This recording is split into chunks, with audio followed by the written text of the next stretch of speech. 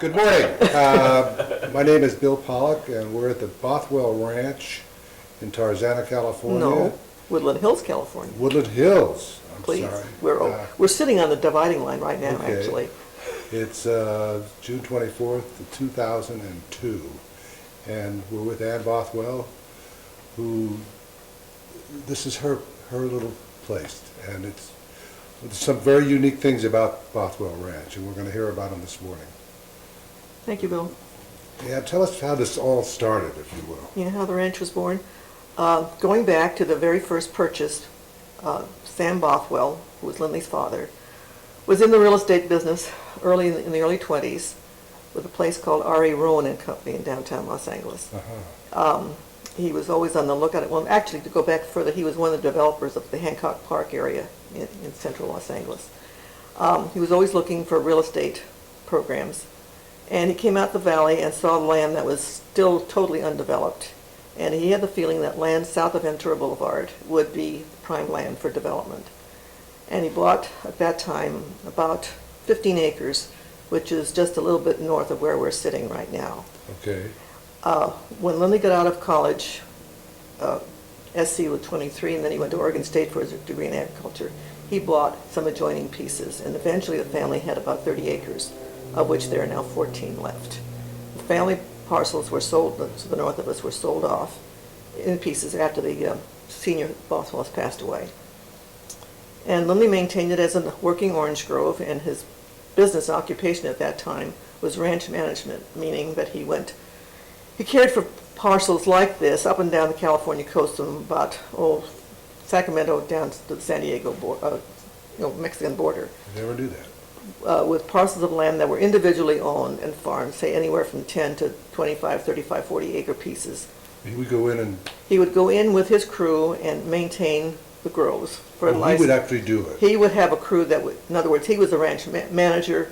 He would bring in a crew that would not necessarily plant, but they would maintain by fertilization, irrigation. He set out programs for them. These properties were owned for the most part by doctors and lawyers who knew very little about farming, but they wanted to own acreage. And a lot of it was here in the San Fernando Valley. Okay. Practically, probably where you're living was once an orange grove. And his business took off from that, and he was going up and down the coast with crews and with trucks and Rolls-Royce trucks, because at the time during the war, you couldn't buy a truck, and he had several Rolls-Royces on the premises, and he cut them back, which is kind of hard for a Rolls-Royce owner to accept. But there was no other way to buy vehicles in which to transport his equipment and his men. So at one time there were 4 or 5 Rolls-Royce chassis that were used for trucks, and we have one of them left on the ranch now that has been cleaned up a little bit, and it's quite attractive, and is a conversation piece because it is a truck. Sure is. And from then on, do you want me to go into what now? Sure. When did he go? After the Rollses, he started collecting cars. Well, actually the Rolls came along later. His first car he picked up on his way home from Oregon State one year. He saw it sitting on the side of the road, and it was an Oldsmobile. And he thought this was pretty cute, and he bought it and brought it home. And his father said, that may be the end of your school tuition, because he didn't think it was a very wise purchase. But anyhow, Sam Bothwell got used to the idea when only picked up 1 or 2 more after that. And early on, he picked up 4 cars from the Meyer Brewing Company for $100. 4 cars? 4 cars for $100. I love it. And as they say, the rest is history. He had a mad passion for old cars. He liked large cars, and he was able to pick up on 2 different occasions 2 large collections, which he shared with members of the Horseless Carriage Club, because obviously he didn't need, or wasn't interested in all the cars in the given collection. So he had a few meets out here with car club members, and they acquired cars from cars that he had bought in bulk, so to speak. And kind of kept the things that he wanted for himself, and we've since disposed of a few of them. But at one time, I think the top number was about 85, and right now I would say we're down to about 68, 72, whatever. So fantastic. That's how the car collection started. And he was very big on race cars, as you probably know. Those were his pets, and big limousine type cars. He He liked Fords, but they were not as special as some of the other cars, some of the other marks. He used to bring a bunch of old cars, old race cars, to the California Sports Car Club events. Yes, way back in the late 40s, early 50s, he got into a program. How it started, actually, it was out the Del Mar County Fair in San Diego County, and they put a bunch of cars on display just as an attraction for the fair period. And he worked out an arrangement with the fair management where he could run some of the old cars on the track as part of their weekend programs. I think they had 2 big weekends at the fair. And it sort of caught on. He brought down about 8 or 10 cars, and he had a lot of buddies at the time who were able to drive them, who knew about them, who would treat them with respect and not overdrive them. And it became quite an annual event down there. And from there we went down to the Date Festival in Coachella. We went down to, we did a thing in Arizona someplace in connection with sports car races. They were in Palm Springs several years. We went up to the Jumping Frog Jubilee in Calaveras County with a bunch of cars, and Sacramento State Fair, really quite a number of places. Now, were all those old race cars his? Or? Yeah, yes, yeah, they were. Because I know you're down to just a couple now. No, we have them all. You have them all? Well, most of them all are here. Well, I sold a Ford a few years ago, a little Model T. So what do you have? What are some? Well, let's see. We have the Queen of the King of the Castle, Yeah. the Pew Show. We have We'll come back to that because I will.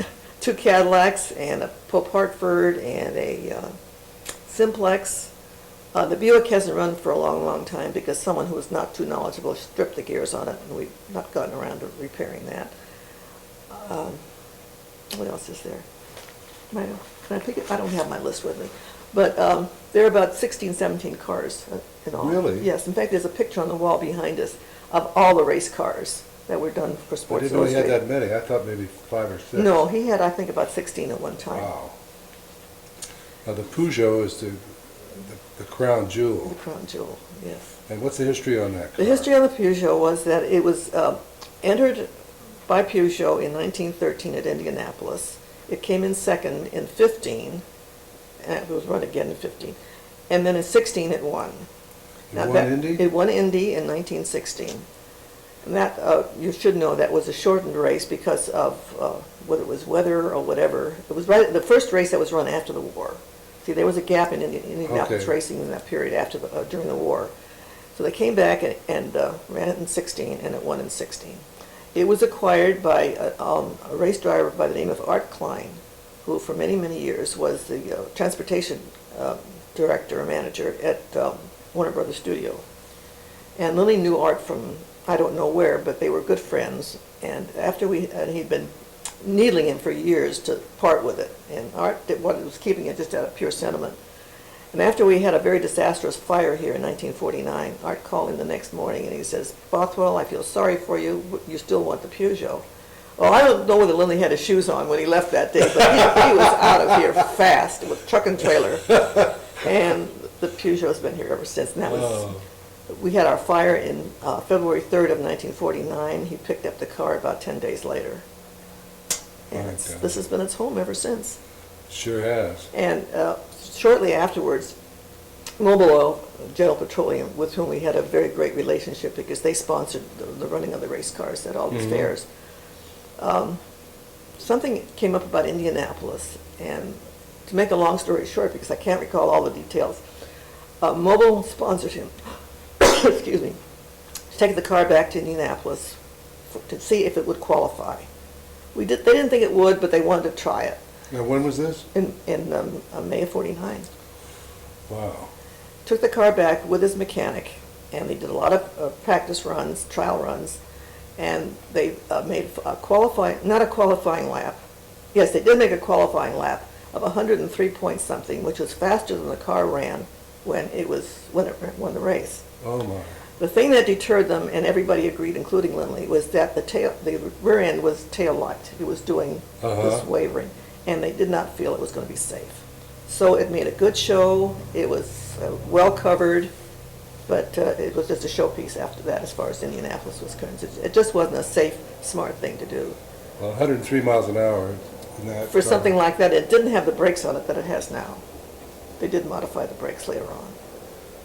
That's But it was quite an experience. Oh, boy. Lindley Jr.'s grandmother, Lindley's mother, sent Junior back there for a graduation present from high school. So he and I flew back after they had been there for a while. And I aged rapidly while I watched him practice. Junior got the thrill of his life because he wasn't old enough to be allowed on the track, but he was a big kid. So they got him a credential so he could go in the garage area. Now, did Lindley take that car out by himself, or did he have a No, riding he had a riding mechanic. They did it just like they did it before. What all does a riding mechanic, pump fuel? Pump the oil, yeah. And, Oil yeah. and- And hold on for dear life. Yeah, and yell. No seat belts, No. no crash helmets, No. just, they wore the, Goggles. no, Lily was given, they did wear, at that time, the qualified helmet, which was a hard hat. But, those guys, when they ran the race in 13 and earlier and later, they wore cloth helmets. Right. In fact, I just have a bag of them that I put away the other day. Really? I don't know, well, some of them were cloth, then they became leather, and then they became the hard hat. I remember. No fireproof clothing, nothing like that. Oh, Just no. wore what they had on. Well, some of the early helmets were just a joke. Oh, yes, they're just like the caliber of the clothes we have on today. There were no protection whatsoever. Just And kept your hair from blowing around. That's That's about it. us. And they wore the wraparound goggles, the Yeah. big, thick goggles, I think I still have a pair of them. which they, in one of the races years ago, Jimmy Bryan drove, Henry Banks drove, Danny Oakes drove, Sam drove, our friend Sam Hanks. A lot of the fellows who ran Indianapolis drove at the county fair things. Mm-hmm. And, I can remember seeing Jimmy in the Buick, and you sit kind of high up in those old cars. And Jimmy looked down, he says, I don't think I like this very well. It looked like a long way down. Uh-huh. But the guys had fun with it. And we also raced at Catalina Island, come to think of it. We were over there for about 3 years. I In remember the we had summer, some they- races over there. They put the cars on barges and barged them over. Well, what would worry me were the tires and the wheels. They had wooden wheels on those cars. Yeah. Of course, the Pew Show had the Magnaflux and came out with flying colors. The other cars, we just, hoped and prayed to God that they would stay Yeah. together. But fortunately, we were very, very fortunate. We didn't have any accidents with the drivers. They were extremely careful. If the car didn't sound right, they stopped, except for the one. And the one on the Buick was not actually in a race event. It was on a commercial shoot where we had rented the car out for a commercial. And someone who was not too familiar with the mechanism just didn't shift right, or he did something very bad and it ruined the insides. Oh, boy. And that's a major project to fix that. We just put it in the barn and you forget about it for a while. Yeah. Until you have a lot of money that you don't know what to do with, and then maybe you'll consider doing it. Right. Do you do a lot of movie work? Bill, it's very spasmodic. It's in cycles. I think the last really big one we had was Titanic. Mm-hmm. And we had about 6 cars that were trucked down to the location in Mexico. Cars were down there about 10 days. Is it a good business? It can be, but see, this right now, I haven't had anything big since the first of last year. And what they did is now they're into so much of this virtual type of filming. They rented 10 cars, which they kept here on the ranch. They took a picture of one car at a time, and when they put their thing together, it was going to look like maybe 150 cars, the way they mixed them up. I've seen some street scenes Yeah, in movies where they look like 1940 all over again. yeah, and it's all this virtual Yeah. filming routine. Another thing they did is part of another production company, but it's the same film. They needed a garage scene, and with tools and all kinds of big things. Mhm. And they rented a bunch of that stuff, which they took down to their location, and they made up a garage entryway where all these things were on the wall. But I have not seen the finished product, but apparently it was going to look like a big garage with a lot of cars and a lot of tools. And that's the way they did it. It saves them a lot of money. They Yeah. didn't have to use, as far as the cars were concerned, if they had taken 10 cars off the premises and kept them there for 2 or 3 days, it would have been a lot more costly than shooting one car at a time right here. Hmm. And it was better for me too, in a way, even though the money was less. It's less wear and tear on the cars, because when you have them on a location, they're moved around by people who are not familiar with how you release the brake and how you put the clutch in and that sort of thing. So when we do have a rental, we insist that one of our, or at least one or two of our people go with them, depending upon the number of cars. So they're there to act as technical, whatever. If they can use our people as drivers and put them in costume, we've done that too. Mm-hmm.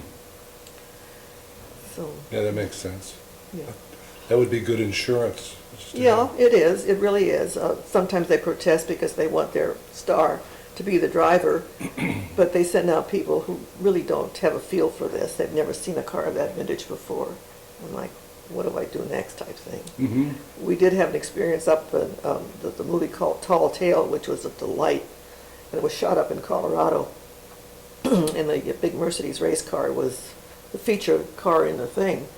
But the storyline was such that the car was shown very little. They shot 2 weeks of footage on it, but it was used in the film very little.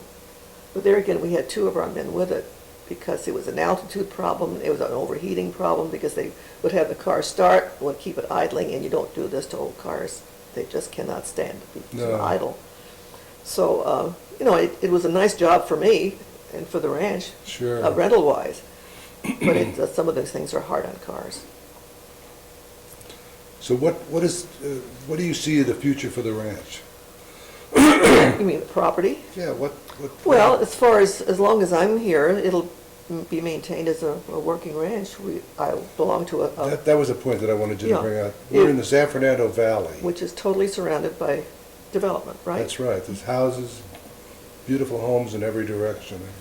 Well, This is an agricultural. it's still zoned for agriculture, and I belong to a Sunkist Cooperative packing house, where we maintain the fruit. We do the watering, we do the fertilizing, we do whatever insect spray we have, which we've been very fortunate. We haven't had very much of that. We have snails, and we have rabbits, and we have occasional gophers.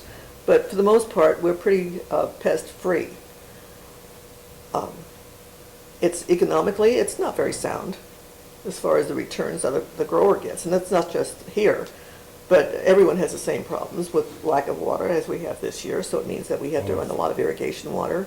We pay city rates, which some people can't understand why, but that's the fact of life. There was a measure on the ballot, 25. You don't get a special agricultural No, rate? we I don't. thought you- No. Come on. No, we don't, Bill. Years ago. Your water bill's got to be. You want to make me feel sad? No, I don't want you to go. I'll cry on your shoulder when you start talking about the price of Write it on water. a piece of paper and I'll chew it up and swallow it. No, seriously, some years ago, Lindley was still alive, so it's got to be over 15, 20 years ago. There was a measure on, what was going on the ballot to give commercial groves, excuse me, I'm losing my voice, a break on water. Well, Sunkist unfortunately did not support the growers, and the thing failed because the voters didn't know what they were talking about. And all it was going to do was give growers of commercial food crops a break on the water. So the end result is that we wind up paying regular city rates, which Wow, is... 'cause my water bill is bad enough. Yeah, well, multiply it by 13. See, we have 14 acres, about 12 of them are under irrigation. So I have a bill sitting on my desk now that... Buy a nice car with that. Yeah. Well, good down payment. But over a year's time, it really mounts up. Yeah. And when you balance this against what you get on your return from the packing house after they take out their picking, their hauling, and their marketing, and their insurance, it doesn't leave the grower very much. And it's not just me, it's people who grow up in Ventura County and in that whole area.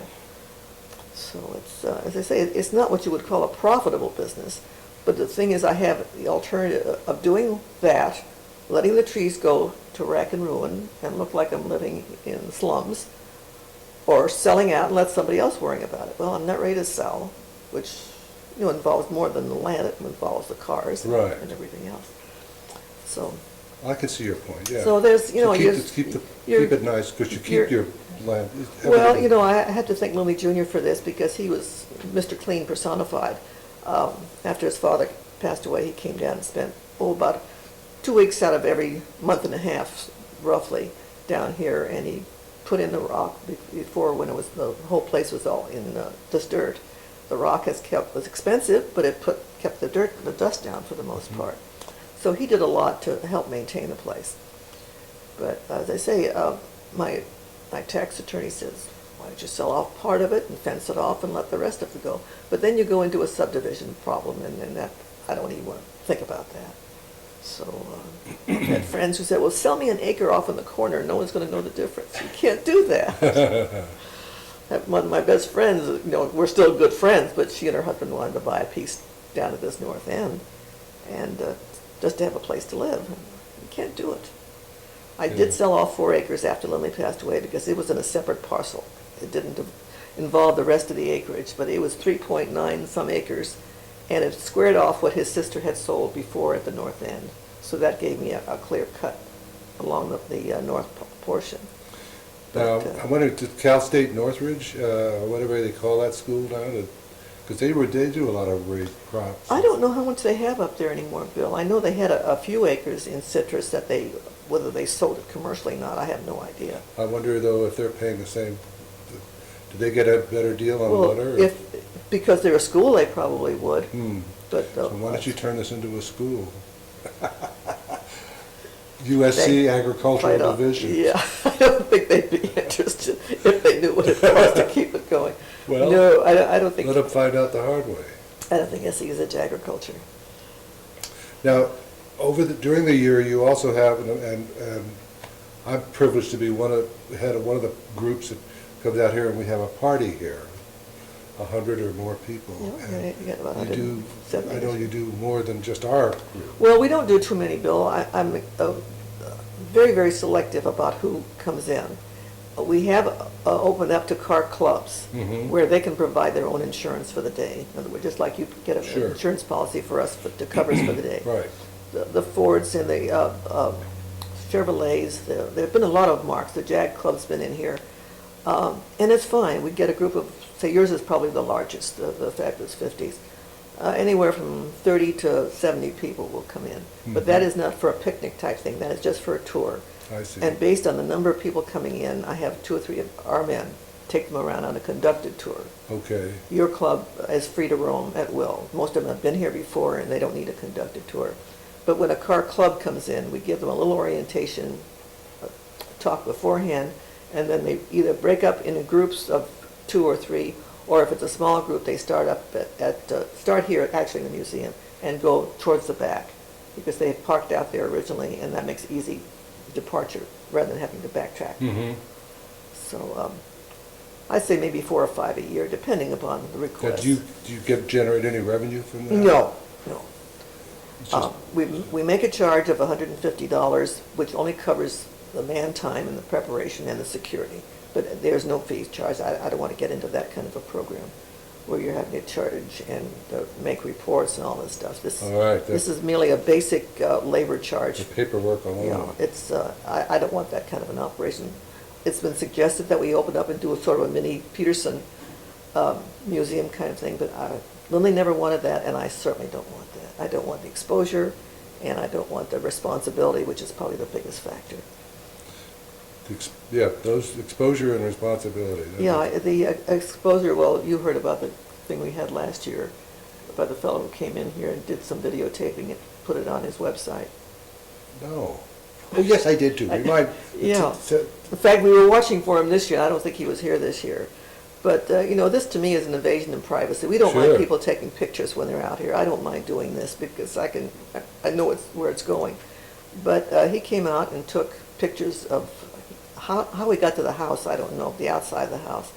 He took pictures of the entryways and whatever and referred to that on his web pages. One of my guys took off 17 pages of descriptive things he had done on the ranch.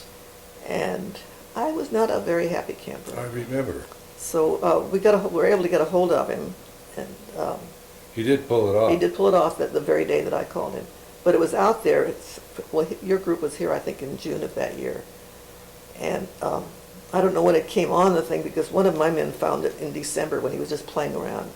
He punched in Bothwell, and all this other stuff came up. There's a lot of things on Lindley on the internet, and I knew that, but a lot of it has to do with the early days of the cars and a lot of his SC activities, which is general knowledge anyway, so I don't mind that. Let's talk about that for a second, because I think that's fascinating. Your husband, he has a significant reputation at USC. Yes. I think we should tell our very happy to say people that. about that. What do you want to know? I want to know about the cheerleading thing. The cheerleading? Well, when Lindley was a student at SC, which was from about 1919 to 1923, he was very active in his fraternity. In fact, he was a co-founder of the SAE House on the SC campus. He also had a flair for leadership, and he tried out for the yell leading squad. There was a squad at the time, but at that time, yelling at SC was done, each school, say law, engineering, architecture, whatever, Yeah. each school had their own little clique at Coliseum, and they had their own cheerleaders, which was a pretty ragged operation because they were all fighting against each other to see who could come up with the greatest things. And he had the idea of having one head cheerleader with assistants, and he finally convinced them that this was the way to go. So he wound up being, at that time they called them Yell Kings, which is a name he didn't care for, but instead of calling head yell leader as we do now, he was the first Yell King. They had yell leaders before, but he was the first one with that title. And he sort of organized the rooting section and insisted that anyone sitting in that section wear a white shirt so they could be identified. And the card stunt situation came along a little bit later. At that time, they would hold up cards in different colors to spell out USC or Fight On or whatever they were doing. When he went to Oregon State to continue his education, he was also a cheerleader up there. And at that time, he developed what they called the animated card stunts, where as they moved the cards, changed the cards over, they looked like they were moving. Okay. So, in other words, the USC spell out would start out in a script form. And as he called out numbers, they would change the cards. And each person had a little card in front of his seat, which would tell him, that seat, you turn up this number when the number is called. And that sequence created the moving card stunt. And he planned these on a graph. Now they have computers when they use card stunt. But he had these huge sheets of graph paper that he would mark out. And every seat. Every seat and every number. Wow. And he and his little crew of 2 or 3 men would sit down each weekend and work out the numbers for the card stunts. And the rest of the country picked it up. So what was his major at USC? He majored in, he had a liberal arts degree, and then he took his master's in history. And then he was interested in the farming phase, so he went to Oregon State, which was a big agricultural school at the time. Yeah. It probably still is. Still is. And got his degree in agriculture from there, agricultural science. So, and he became involved in a lot of things at SC, including, besides the fraternity and the cheerleading, he was on the Safety and Systems Management Council. And he was just a big SC fan and supporter. So very much so. There's a lot of family at SC. I mean, his 2 aunts founded the Theta House at SC. And his brother, his sister, his brother-in-law, sister-in-law, 2 nephews, son, grandson, all had SC histories. Really? Mm-hmm. Yeah. Wow. That's really something. So Peugeot, coming back to the race car for a moment, Peugeot would sell their souls to have that car? Well, they almost tried. They tried, but they didn't quite make it. They sent he wasn't, I've forgotten what his title was, but he was pretty big in the Peugeot firm at the time. Came out here with an interpreter and a few other gentlemen.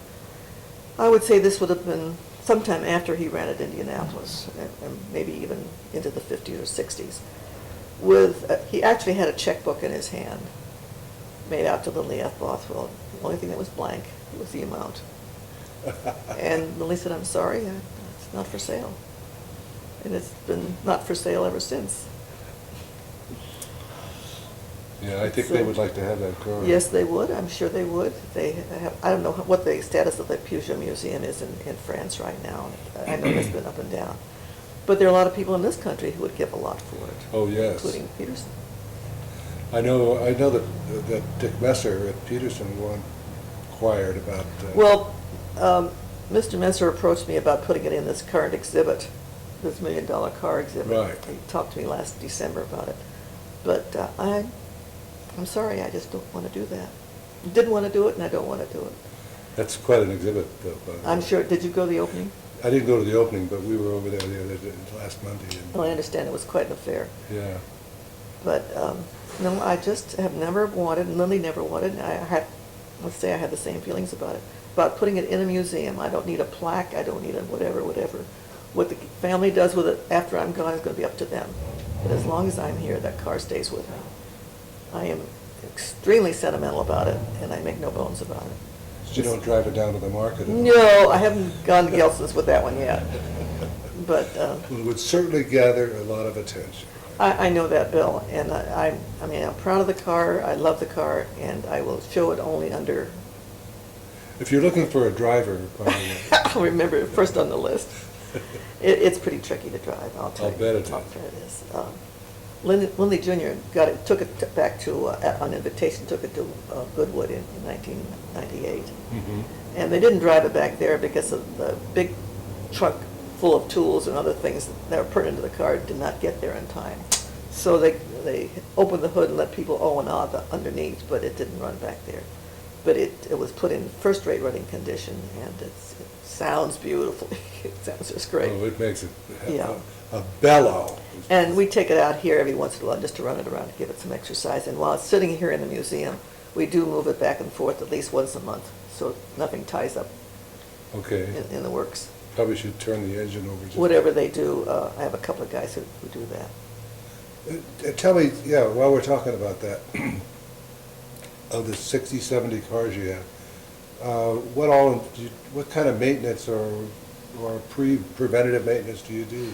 Well, we keep the tires up for sure on a very regular basis, so they don't Okay. sit on the rims. We go through them and little by little, because I don't maintain a crew to keep them up. Just have a couple of people? Yeah, only as needed, because it becomes an expense item that I really don't care to get into.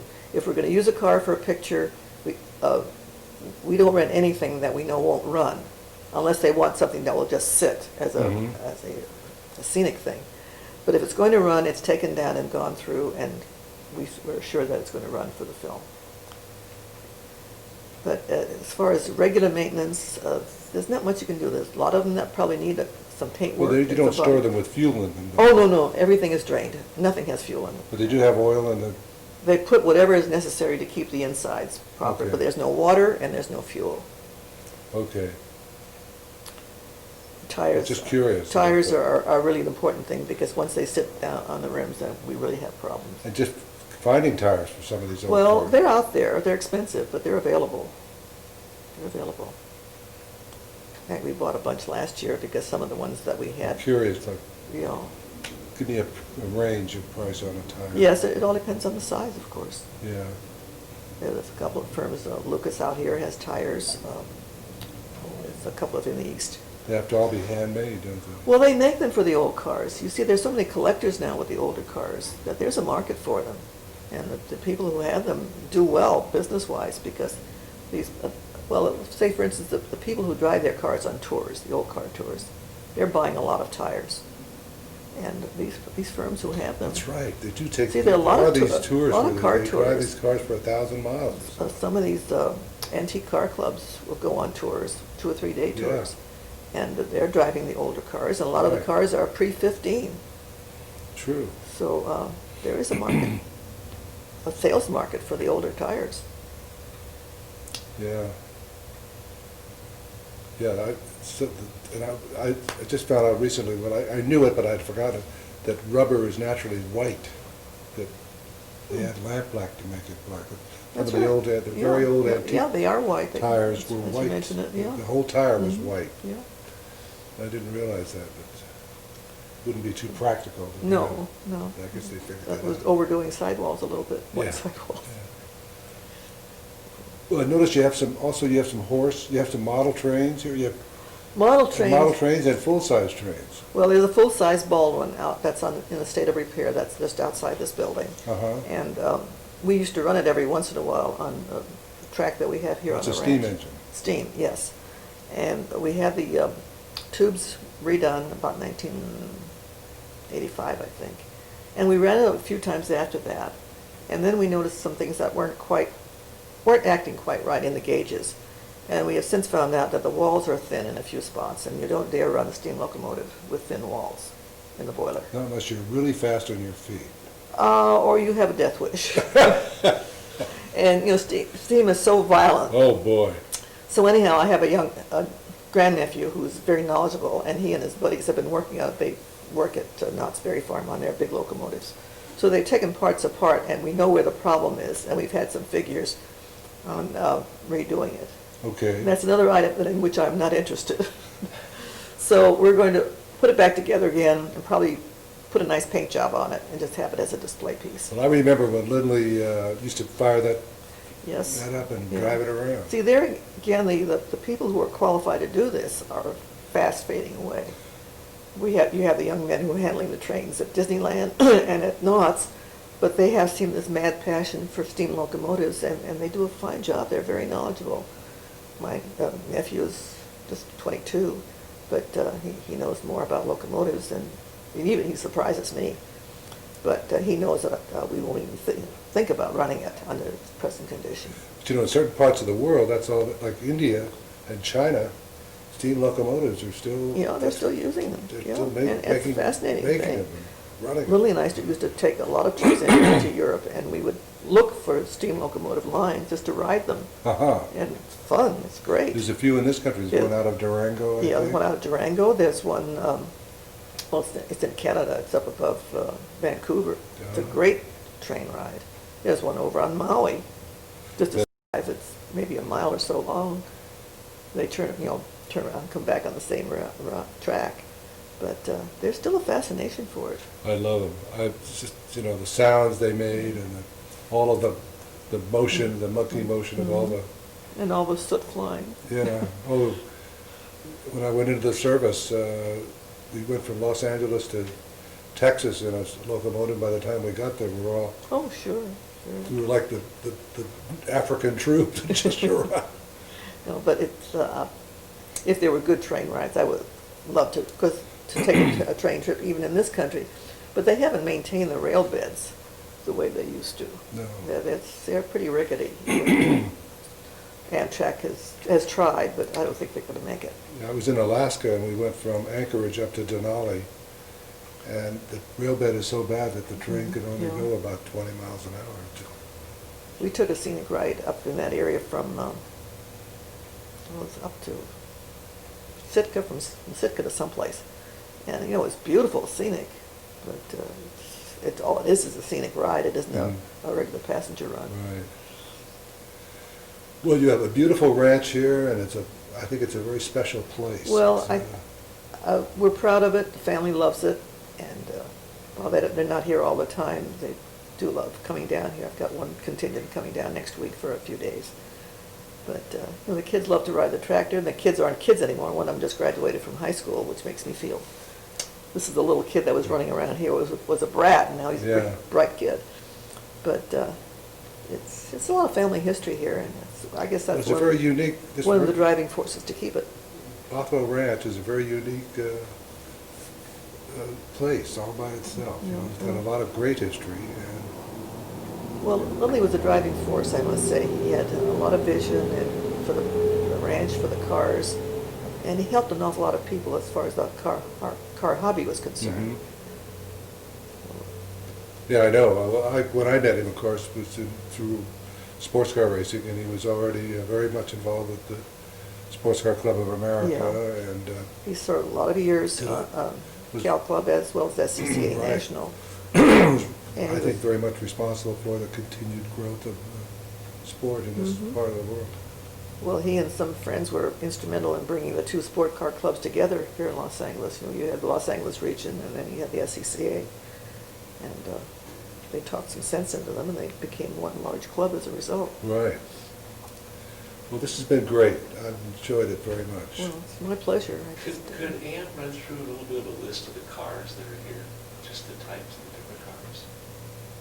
I didn't hear the question. Just wondered if you could just give us a rundown of the types of cars we have here. Just from top of your head, just memory. Well, what I have on the top of my head, I've got to look at my notes because I was just doing something else totally unrelated this morning. And I said, Of all the cars, there are about 36 what we call passenger-type cars. There are 9 truck-type cars. These are all older cars. I'm not talking about modern equipment. There are 2 electrics in the collection. I have 12 race cars. I've broken the race cars down because some of them I had gifted to Lindley Jr. over the years. And they're in his estate now, but they're still on the premises, and they will probably stay here because no one has room to store them. So when I say there are 12 race cars, there are also 7 that were part of the collection, but the ownership has changed a little bit, which I don't think that makes any difference as far as your purposes are concerned. There are 3 motorcycles, and there are 5 horse-drawn streetcars, which are rarities unto themselves. Boy, are they. Yeah, they're beautiful. And too. there again, and then there's a Baldwin locomotive. But the cars range in age from 1898, which is this little yellow one right here, up to about 1965, which is a Cadillac sedan. That's probably the newest one as far as the old cars are concerned. There's some old tractor equipment, a couple of cats, and some later model John Deeres that we use in everyday operations. But surprisingly enough, and there's an old Alice Chalmers, which has been in any number of commercials, when they have a farm sequence and they want something that is old but will still run. So it's a varied collection. Great. And What thank else? you so much. We appreciate your hospitality. You're very It's just welcome. been It's my pleasure to a share. great experience to be here this morning. Thank you. Appreciate it.